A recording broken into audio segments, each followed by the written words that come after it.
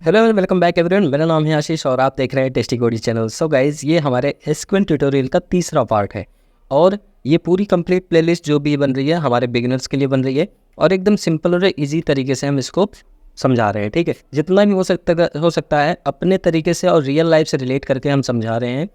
हो सकता है कुछ लोग को समझ में आ रहा होगा, कुछ लोग को नहीं भी समझ में आ रहा होगा।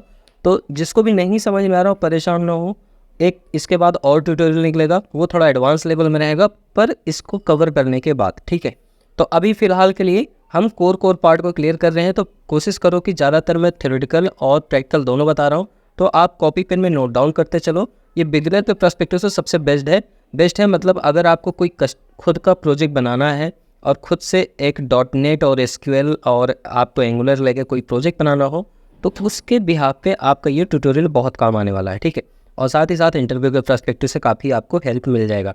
तो चलो स्टार्ट करते हैं। वीडियो स्टार्ट करने से पहले मैं आपको एक बार रिकॉल करा देता हूँ कि पिछले वीडियो में हमने डेटाबेस सीखा था कि how to create database, how to rename database and how to drop database. ठीक है, इन तीनों चीज़ के बारे में सीखा था। आपको वीडियो आई बटन पे मिल जाएगा, आप वहाँ से देख सकते हैं। तो चलो आज हम क्या देखने वाले हो, आपको सामने स्क्रीन पे दिख रहा होगा डेटाबेस टेबल। और डेटाबेस टेबल के अंदर हम सीखेंगे what is database table. Second point सीखेंगे what are the data type in data table. ठीक है, थर्ड पॉइंट है how to create data table and fourth point है how to modify table. Basically ये 4 पॉइंट इस वीडियो में हम cover करने वाले हैं। ठीक है, तो चलो हम सबसे पहले एक एक पॉइंट को कवर करते हैं। देखो यहाँ पे मैं जितना भी हो सकता है मैं ग्राफ बना के समझाया हूँ। हो सकता है आपको समझ में आ भी जाए, हो सकता है ना भी आए, तो परेशान मत होना, हम इसको और मिनिमल तरीके से आपको समझाएंगे। ठीक है, चलो सबसे पहले तो हम चलते हैं अपने फर्स्ट स्लाइड की तरफ। तो फर्स्ट स्लाइड की तरफ आपको यहाँ पे एक इमेज दिख रहा होगा डेटाबेस टेबल। यहाँ पे एक डेटाबेस है, ठीक है, और डेटाबेस के अंदर 2 स्कीमा है। उन 2 स्कीमा के अंदर एक के अंदर 2 टेबल है और दूसरे के अंदर 1 टेबल है।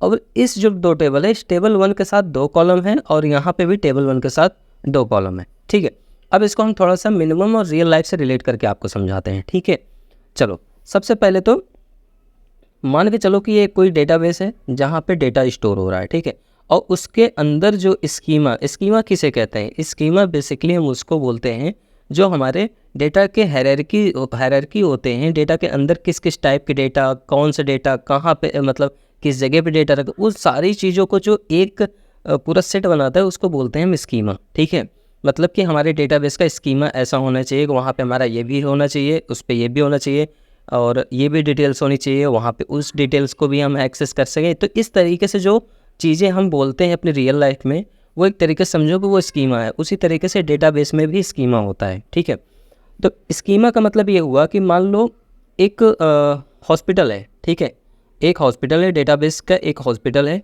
उसके अंदर क्या होते हैं, स्टाफ भी होगा, उसके अंदर प्यून भी होगा, उसके स्टाफ में तो सारी चीज़ें आ गए। स्टाफ में अब देखो, स्टाफ जो हो गया आपका स्कीमा हो गया। ठीक है, अब इस स्कीमा के अंदर एक प्यून होगा, एक डॉक्टर होगा, एक HR डिपार्टमेंट होगा, एक रिसेप्शन डिपार्टमेंट होगा। तो इस तरीके से जो डिपार्टमेंट है वो बढ़ गया, जान लो टेबल नाम से। ठीक है, अब टेबल के अंदर कॉलम्स कैसे? अब मान लो डॉक्टर 1 तो होगा नहीं, डॉक्टर 1, डॉक्टर 2, डॉक्टर 3 ऐसे होंगे। ठीक है, तो इसी तरीके से समझो कि लेट सपोज ये डॉक्टर है और इससे सुपीरियर में जो भी है वो एक डॉक्टर के पूरे सेट में आता है। मान लो डॉक्टर A था। ठीक है, तो A डॉक्टर किस में आता है? डॉक्टर वाले कैटेगरी में आता है। अब ये डॉक्टर कहाँ पे आता है? स्टाफ की कैटेगरी में आता है। और स्टाफ किसका स्टाफ है? ये हॉस्पिटल का स्टाफ है। ठीक है, तो इस तरीके से जब आप रियल लाइफ से रिलेट करके कोई भी चीज़ को समझोगे तो आपको बहुत ही आसानी होगी। आप अपने आप कोशिश किया करो कि किसी भी चीज़ को हम रियल लाइफ से रिलेट करके समझें, तो ज़्यादा मसल पावर ब्रेन मजबूत होती है, ज़्यादा अच्छे से आपको वो चीज़ें समझ में आती है। ठीक है, चलो अब हम बढ़ते हैं नेक्स्ट पॉइंट की तरफ।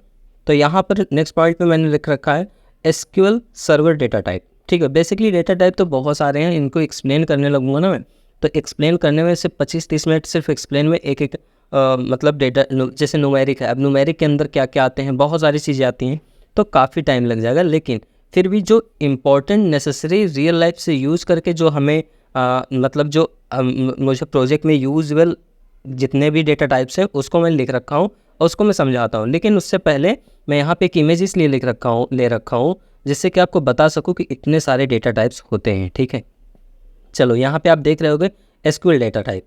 SQL डेटा टाइप में सबसे पहले आते हैं न्यूमेरिक। ये रहा न्यूमेरिक। अब इस न्यूमेरिक, एक सेकेंड मैं यहाँ से अगर पेन उठा लूँ तो सही रहेगा, ठीक है। देखो ये रहा हमारा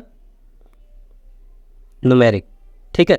अब इस न्यूमेरिक के अंदर जो भी आता है वो क्या आता है, बिट आता है, टाइनी INT आता है, स्मॉल INT आता है, INT आता है, बिग INT आता है, डेसिमल आता है, न्यूमेरिक आता है, फ्लोट आता है एंड रियल आता है, ठीक है। अब आप सोच रहे हो कि इतने सारे सिर्फ न्यूमेरिक में डेटा टाइप्स है, सोच लो। तो अब इन सारों की अपनी अपनी एक खूबी है, ठीक है, वो अपने अपने तरीके से इसमें यूज़ किए जाते हैं। तो चलो इसको भी मैं थोड़ा सा मिनिमल तरीके से समझा देता हूँ। बेसिकली जो बिट टाइप का होता है वो बिट टाइप की मेमोरी एलोकेट करेगा। इंटीजर जो होगा, अगर टाइनी इंटीजर है, स्मॉल इंटीजर है और इंटीजर है, तो अब इन सारे इंटीजर में कुछ ना कुछ वैल्यू वो एलोकेट करते होंगे, ठीक है। बिग INT मतलब बहुत बड़ा INT होगा, डेसिमल मतलब जो फ्लोटिंग वैल्यू लेते हैं हम लोग, न्यूमेरिक मतलब एग्जैक्ट न्यूमेरिक वैल्यू हो गया, फ्लोट मतलब हुआ क्या, इज ए भी डेसिमल टाइप का ही होता है, ठीक है। और रियल जो होता है, रियल में भी एक इंटीजर टाइप की ही वैल्यू होती है। तो ये सारे आते हैं न्यूमेरिक में, ठीक है। अब बात करते हैं डेट एंड टाइम की। तो डेट एंड टाइम में एक डेट है, एक टाइम है, डेट टाइम है एंड टाइम स्टैम्प है। इन चार के चारों में भी अपनी अलग अलग कैटेगरी है, अलग अलग खूबी है, लेकिन इनको आप डिफाइन नहीं कर सकते कि इनकी लेंथ कितनी होनी चाहिए, ठीक है। ये सब स्टैंडर्ड भी है और रूल भी होता है। नेक्स्ट है कैरेक्टर एंड स्ट्रिंग। कैरेक्टर में भी यहाँ पर आपको 4 तरीके से मिलते हैं, ठीक है। Char, varchar max and text, ठीक है। तो ये चारों की भी अपनी खुद की प्रॉपर्टी है और स्पेसिफाई करते हैं कि कौन से टाइम पे कौन सा आपको टेबल यूज़ करना है, ठीक, सॉरी कौन सा डेटा टाइप आपको यूज़ करना है, ठीक है। उसके बाद आता है यूनिकोड कैरेक्टर स्ट्रिंग, ठीक है। स्ट्रिंग में 2 होते हैं, ठीक है, एक ये चलता है आपका और एक ये वाला चलता है, ठीक है। अब इस वाले में देखो एन वेर कैर है, एन कैर है, एन वेर कैर है, एन वेर कैर मैक्स है और एन टेक्स्ट है, ठीक है। तो इसका मतलब भी आपको अभी समझा देंगे, आगे को थोड़ा सा डिस्क्रिप्शन भी लिखे हैं, ऐसा नहीं है कि बिल्कुल मैं ऐसे ही नॉर्मली बता दे रहा हूँ, ठीक है। और उसके बाद आता है बाइनरी। जो बाइनरी में बेसिकली वो है, बाइनरी है, वर्ब बाइनरी है, वेर बाइनरी मैक्स है और इमेज है, ठीक है। एंड द लास्ट है मिसलेनियस। मिसलेनियस में आता है क्लॉब, ब्लॉब, XML एंड जेसन। आप इन सारों में से इन दोनों से आप अवेयर होंगे, आई एम श्योर कि आपको ये दोनों पता होगा, Jason and blob. Basically blob जो होती है वो प्रॉपर्टी होती है, कोई भी फाइल जब आप फाइल अगर आप सर्वर पर सेंड करते हो तो आपको फ्रंट एंड से ब्लॉब बना के भेजना पड़ता है, ठीक है। या ब्लॉब में उसे एक्सेप्ट करके आप उसके हिसाब से डेटा को एक्सेप्टेंस देते हो कि किस टाइप का है, जेसन टाइप का है, फाइल टाइप वगैरह डिफाइन करते हो, ठीक है। और जेसन भी बिल्कुल वैसी है, XML भी आपको पता ही होगा, ठीक है। तो ये होते हैं डेटा टेबल। सो बेसिकली अभी के लिए मैं इतना ही कर देता हूँ, ठीक है। अब बढ़ते हैं हम नेक्स्ट स्लाइड की तरफ। हम नेक्स्ट स्लाइड में आते हैं, डेटा टाइप सब थोड़ा समझ लेते हैं, ठीक है। जब न्यूमेरिक डेटा टाइप होते हैं वो क्या काम करते हैं, it is store numeric value such as integer and floating point number. Example के तरीके से मैं दिखा दिया हूँ, INT, big INT, float, numeric, decimal. Basically ये 4 यूज किए जाते हैं मोस्टली मैं बोल रहा हूँ, ठीक है। और इन चारों का डेफिनेशन भी यही है, आप नोट कॉपी पेन उठाओ, नोट डाउन कर सकते हो। सेकेंड है character and string data type. It is store character string such as names and address including char, varchar and text, ठीक है। ये क्या करता है कैरेक्टर वाला, ये भी कैरेक्टर, एड्रेस, नेम, इन सारी चीज़ों को टेक्सचुअल फॉर्मेट वाले डेटा एक्सेप्ट करता है। और उसमें से सबसे ज़्यादा यूज होने वाले हैं char, varchar and text, ठीक है। उसके बाद आता है date type, date and time type. It is store date time value. Example के तरीके से आप देख सकते हो, डेट है, टाइम है, डेट टाइम है, टाइम स्टैम्प है। इसमें ये चारों यूज़ किए जाते हैं डेट के फॉर्मेट में। नेक्स्ट बात करते हैं बाइनरी डेटा टाइप में। तो it is store the binary data such as image and file. जब इमेज भेजते हो या कोई फाइल आप डेटाबेस को भेजते हो तो ये क्या करेगा, बाइनरी में स्टोर करता है, ठीक है। एग्जाम्पल के तौर पे ये ब्लॉब लेता है, बाइनरी लेता है एंड वार बाइनरी लेता है। अब बात करते हैं बुलियन डेटा टाइप्स की। तो it store true false value, ये सिर्फ ट्रू एंड फॉल्स वैल्यू लेता है। एग्जाम्पल तरीके से ये तो बूल लेता है या तो बुलियन लेता है, ठीक है। आप यहाँ पे इसको भी नोट डाउन कर लेना। नेक्स्ट है, अब देखो यहाँ पर ये जो डेटा टाइप है ये है इन्यूमरेटेड डेटा टाइप, ठीक है। इन्यूमरेटेड डेटा टाइप मतलब कि आप इसको ये समझ सकते हो, इसको मैं आपको ऐसे समझा सकता हूँ कि ये अभी जो मैं यूनिकोड बताया था ना, एक सेकंड पीछे आपको दिखा ही देता हूँ। ये जो अभी आपको बाइनरी में बताया ना, ये बाइनरी वाला, इसकी एग्जांपल में आपको इसके रेफरेंस पे आप ये समझ सकते हो कि इनन्यूमरेटेड डेटा टाइप जो होता है ये क्या करता है, ये प्री डिफाइंड वैल्यू को स्टोर करता है। एग्जांपल तौर पे यहाँ पर इनम यूज़ करते हैं, लेकिन अभी तक मैं तो किसी भी रियल लाइफ में नहीं यूज़ किया हूँ, तो हो सकता है कि यूज़ होता हो और बहुत सारी जगह पे यूज़ होता होगा। मतलब अभी मैं रियल लाइफ से रिलेट नहीं किया हूँ, इससे इस पे कभी काम ही नहीं किया हूँ, ठीक है। तो ऐसा होता है, मैं भी ये एसक्यूएल के ऑफिशियल डॉक्यूमेंट से निकाला था, तो उसके बाद मैं यहाँ पे आपको डिफाइन किया था, ठीक है। अब बात करते हैं एरे डेटा टाइप की, तो it store multiple value same data type, ठीक है। ये एरे लेता ही है, आप लोग को पता ही है। और उसके बाद जेसन डेटा हम जब बात करते हैं तो ये जेसन डेटा स्टोर करता है, एग्जाम्पल तौर पर जेसन एंड जेसन भी यहाँ पर लेता है, ठीक है। ओके, सो नाउ बढ़ते हैं थोड़ा सा नेक्स्ट पॉइंट की तरफ। What is data table, data tables क्या होते हैं, ठीक है। अब मैं आपको थोड़ा सा बता दूं, देखो जब यहाँ पर एक यूज़र नाम का टेबल है, इसके अंदर यूज़र आईडी है, ठीक है, और इसके अंदर नेम है, आप देख सकते हो यहाँ पर यूनिक यूआईडी है। खैर अभी ये सारी चीज़ बात नहीं करेंगे, ये हमारा इंटीजर में वैल्यू रहेगा, ठीक है। ये string string string and string, okay. Address email ID भी आप स्ट्रिंग में दोगे, एड्रेस भी आप स्ट्रिंग में दोगे, नेम भी आप स्ट्रिंग में दोगे। यहाँ पे आप देख सकते हो कि जब टोटल पेड की बात करते हैं तो इंटीजर में वैल्यू ले रहे हैं, ठीक है। तो इसी तरीके से डेटा टेबल की एक हायरार्की बनती है और इसी तरीके डेटा टेबल से हम डील करते हैं, ठीक है। तो अब हम बढ़ते हैं अपने एसक्यूएल सर्वर मैनेजमेंट सर्वर की तरफ, जहाँ पे हम वर्क करेंगे अपना एक्चुअल में डेटा टेबल के साथ हम वर्क करेंगे, ठीक है। तो चलो सबसे पहले तो आ जाते हैं हम यहाँ पर अपने एसक्यूएल एडिटर पे, और यहाँ पर सबसे पहले 3 पॉइंट हमने लिख रखे हैं, how to create table, how to modify table, how to drop table. तो सबसे पहले बात करते हैं क्रिएट करने के लिए डेटा टेबल कैसे क्रिएट करते हैं। तो यहाँ पे एक छोटा सा एक चीज़ मैं बताना चाहता हूँ। लेट सपोज जब आप डेटाबेस ओपन करते हो, कनेक्ट करते हो और आप न्यू क्वेरी ओपन कर लेते हो, तो मैं आपको बता दूँ ये बाय डिफ़ॉल्ट आपको मास्टर डेटा टेबल जो कि प्री डिफाइंड डेटा टेबल होता डेटाबेस होता है उस पर आपको ये क्वेरी ओपन करके देता है। तो अगर आपको इसको यूज़ करना है, आप अपने पर्टिकुलर डेटाबेस पे यूज़ करना चाहते हो सारी चीज़ों को, तो आपको एक कोड लिखना पड़ेगा, मैं उसे लिख देता हूँ, ठीक है। यहाँ पे आपको लेट सपोज मैंने पिछले वीडियो में बनाया था टेस्ट डेटाबेस, ठीक है। तो हम टेस्ट डेटाबेस पे आते हैं, तो मैं यहाँ लिखता हूँ यूज़, एक यूज़ कीवर्ड होता है, उसके बाद डेटाबेस का नाम आप लिख दो और लिख कर आप एग्जीक्यूट करा दो। तो क्या होगा कि अब आपका डेटाबेस नेम आपको ऊपर दिखाएगा SQL Express dot test database, ठीक है। तो आप समझ जाओ कि अब आप अपने डेटाबेस के अंदर वर्क करोगे, जो भी क्वेरी लिखोगे अपने डेटाबेस के अंदर लिखोगे, ठीक है। अब मैं यहाँ पे एक टेबल बनाऊँगा। टेबल बनाने के लिए सिंपल सा क्रिएट कमांड है और यहाँ पे आपको ऐड करना पड़ेगा टेबल और टेबल नेम जो भी देना चाहो। तो मैं देता हूँ TC demo, tasty codies table देता हूँ, ठीक है। टेस्टी कोडीज टेबल दिया। अब देखो यहाँ पे टेबल बनाओगे तो टेबल के साथ आपको कॉलम भी डिफाइन करना पड़ेगा। तो अब मैं क्या करता हूँ, एक पैरेंथेसिस बन लेता हूँ और एक सेकेंड, ठीक है। अब इसके अंदर मैं यहाँ पे लिखने वाला हूँ। सबसे पहले मैं क्या दूंगा, फर्स्ट नेम दूंगा। तो मैं दिया फर्स्ट नेम। फर्स्ट नेम में अब इसको किस टाइप का रखूँगा, मैं वेर कैर टाइप का रखूँगा। Var char basically text hold करेगा। वेर कैर कितना मैं रखना चाहता हूँ, 100 रखना चाहता हूँ, ठीक है। तो मैंने डिफाइन कर दिया, कॉमा दिया। अब यहाँ पर मैं फिर से देता हूँ फर्स्ट नेम सेम, ठीक है। आप ध्यान देना, एक एक चीज़ समझते चलना, यहाँ पे आपको सारे डाउट्स यहीं पे क्लियर हो जाएंगे प्रैक्टिकल वाले सेशन में, ठीक है। अब इसको मैं दे दिया 100। चलो मैं इसको एग्जीक्यूट करता हूँ। पहली बात, एग्जीक्यूट करने से पहले ही आपको एसक्यूएल सर्वर मैनेजमेंट सर्वर यहाँ पे एरर जनरेट करेगा। देखो एरर जनरेट कर रहा है, column name each table must be unique, column name first name. मतलब कि जैसे डेटाबेस नेम आपका यूनिक होना चाहिए, टेबल नेम आपका यूनिक होना चाहिए, उसी तरीके से टेबल के अंदर आपको कॉलम नेम भी यूनिक होना चाहिए। तो एक ए पॉइंट है, आप इसको नोट डाउन जरूर कर लेना, ठीक है। अब इसको एग्जीक्यूट करने की ज़रूरत ही नहीं है। अब हम लेट सपोज मान लो मैं यहाँ पे लिखता हूँ इसको लास्ट नेम। मैंने यहाँ लास्ट नेम लिखा, अब देखो एरर दूर हो गया। बट मैं चाहता हूँ फर्स्ट, चलो मैं इसको बना देता हूँ। पहले मैंने इसको एग्जीक्यूट करा, बन गया, ठीक है। अब अगर मैं यहीं पे कमांड देता हूँ select star from tasty codies, देखो आ गया सजेशन में।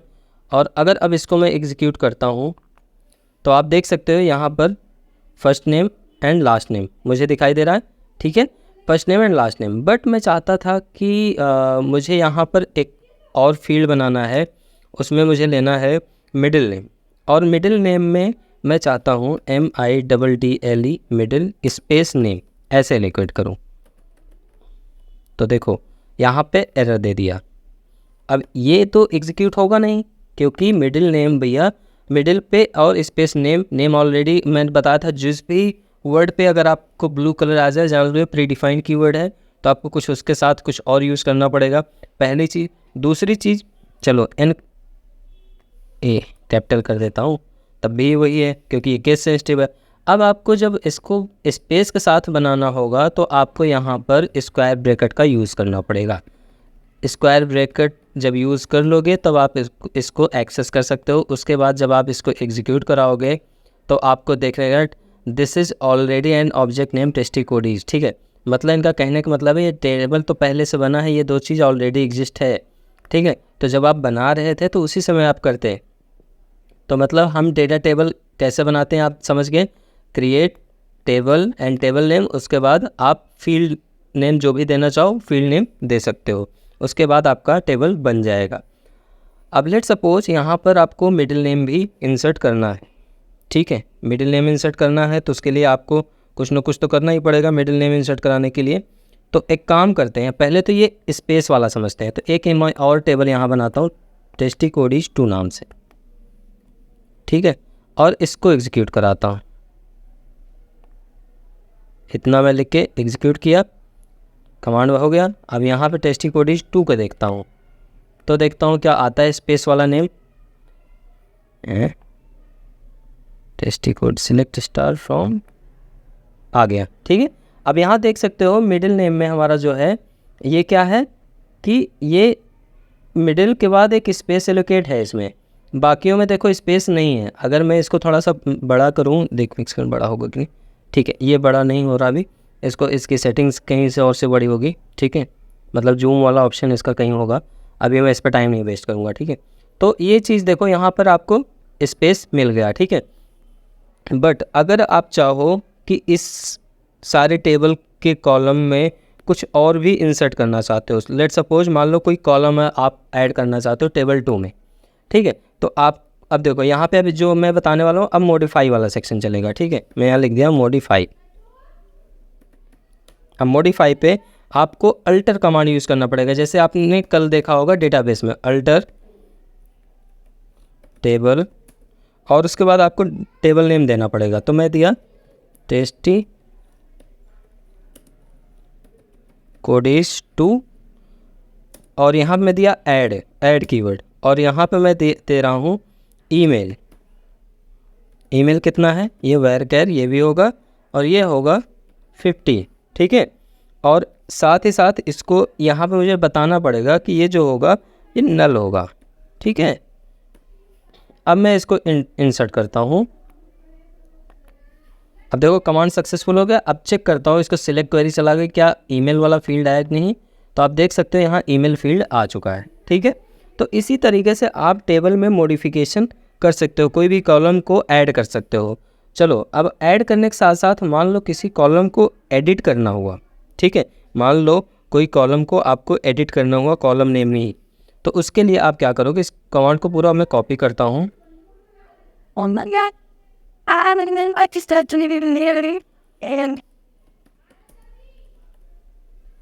अब पेस्ट किया। पेस्ट करने के बाद यहाँ पर मैं एक काम करता हूँ, या इस जगह पे भी हम यूज़ करेंगे अल्टर। यहाँ पे जो हमारा ईमेल वो था कॉलम था, अल्टर के बाद यहाँ पे हम देंगे कॉलम,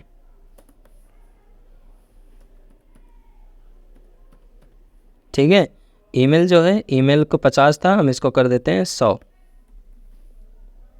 और इसको एक बार हिट कराते हैं, कमांड कंप्लीट सक्सेसफुली, ठीक है।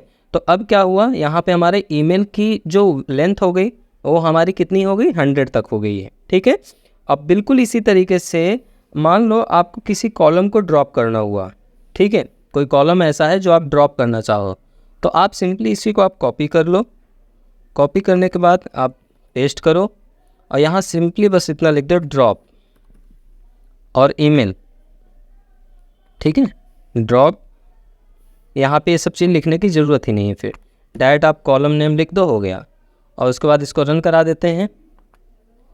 कंप्लीट हो गया। अब यहाँ पर रन कराएंगे, देखना आपको ईमेल नहीं मिलेगा, आपका ईमेल गायब हो चुका है। ठीक है, तो कॉलम इस तरीके से आप डिलीट कर सकते हो। तो इस तरीके से हम कोई भी टेबल में कॉलम ऐड करते हैं, कॉलम को मॉडिफाई करते हैं। कोई कॉलम डिलीट करना हो, टेबल बनाना हो, टेबल मॉडिफाई करना हो, तो आप इस तरीके से कर सकते हैं। ये बहुत आसान है। तो आज की वीडियो में बस इतना ही, मिलते हैं नेक्स्ट वीडियो में। तब तक के लिए bye bye, keep practice, keep coding, take care.